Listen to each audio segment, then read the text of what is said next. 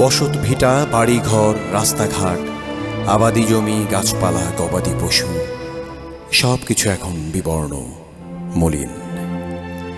যত দূর চোখ যায় তত দূর পর্যন্ত সর্বনাশী বন্যার রেখে যাওয়া ছাপ।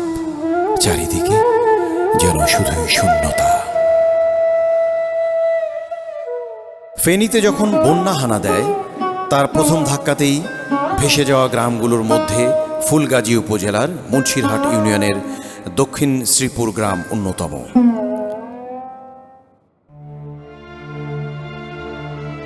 কিন্তু এই গ্রামটি যেন উপেক্ষিতই ছিল। ফেনী সরকারি কলেজের মেহেদি হাসান ও ফুলগাজী সরকারি কলেজের শাহরিয়াজ দোলন নামে দুই শিক্ষার্থী ব্যাপারটি প্রশাসনের নজরে আনেন। বিষয়টি আমলে নিয়ে স্থানীয় যুব উন্নয়ন অধিদপ্তরের উপপরিচালককে ব্যবস্থা নেয়ার অনুরোধ জানান জেলা প্রশাসক মহোদয়। দুই শিক্ষার্থীর উদ্যোগটাই যৌথভাবে বাস্তবায়ন করে যুব উন্নয়ন অধিদপ্তর, যুব সংগঠন, আত্মকর্মী ও জাতীয় যুব কাউন্সিল। 29 আগস্ট যুব উন্নয়ন অধিদপ্তরের একটি দল দক্ষিণ শ্রীপুর গ্রামে গিয়ে 2 শতাধিক পরিবারের মাঝে উপহার সামগ্রী বিতরণ করে। বন্যা কবলিত হয়ে পড়ার পর এটাই ছিল তাদের পাওয়া প্রথম উপহার।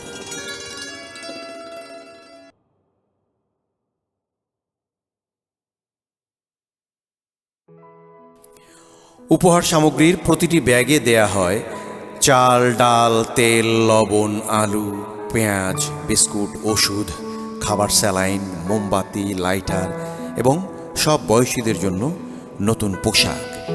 এসব উপহার কিছুটা হলেও স্বস্তি আনে বেগম বিয়া, মাফিয়া, সাহেলা, সুরমা, আমানুল্লাহ, আব্দুল ওয়াহাব কিংবা মুন্নি আক্তারের জীবনে।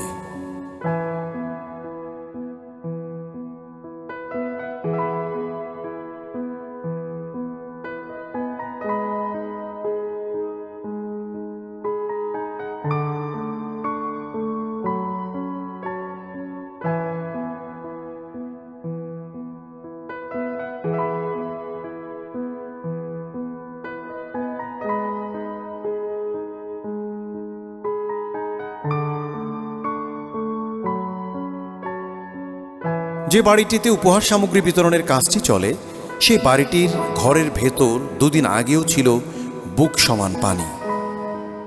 তখন এই বাড়ির বাসিন্দাদের মধ্যে পুরুষেরা ছাদে ও নারীরা সিঁড়িতে রাত্রি যাপন করেছেন।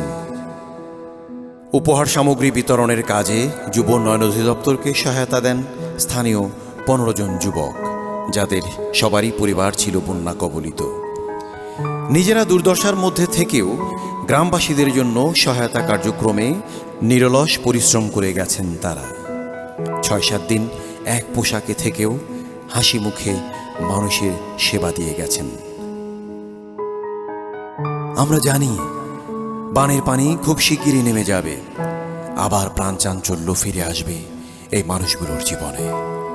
আবার নতুন করে সবুজ ফসলে ভরে উঠবে দিগন্ত বিস্তৃত মাঠগুলো। শিশুরা আবার নিশ্চিন্তে ঘুমিয়ে পড়বে মায়ের কোলে। যুব উন্নয়ন অধিদপ্তর সেই সোনালী সকালের অপেক্ষায়।